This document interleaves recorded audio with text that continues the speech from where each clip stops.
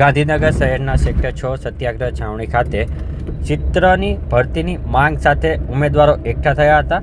ચિત્ર શિક્ષકોની કાયમી ભરતી કરો તેવી માંગ લઈને ઉમેદવારો છેલ્લા 17 વર્ષથી રજૂઆત કરતી હોવાની તેઓએ રજૂઆત કરી છે।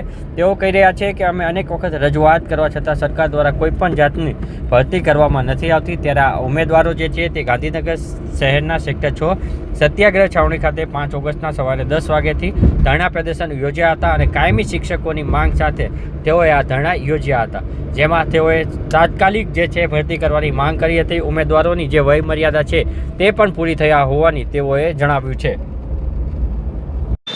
મારું નામ પટેલ ભાવિસા છે। આજ રોજ અમે ગાંધીનગર સત્યાગ્રહ છાવણી ખાતે બધા ભેગા થયા છીએ। આ બધા જ ચિત્રના બેરોજગારો છીએ। અમને 17 વર્ષથી ન્યાય નથી મળ્યો, એટલે અમે સરકારશ્રી જોડે માગણી કરીએ છીએ કે ચિત્ર શિક્ષકોને ન્યાય આપો અને જલ્દી અમારી કાયમી ધોરણે ભરતી કરો।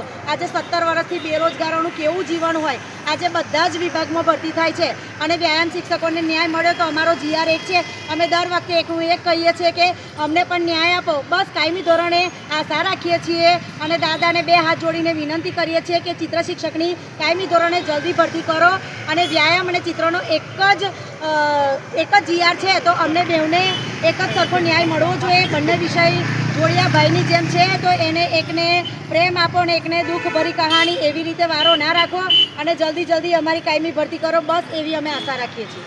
અસ્તુ।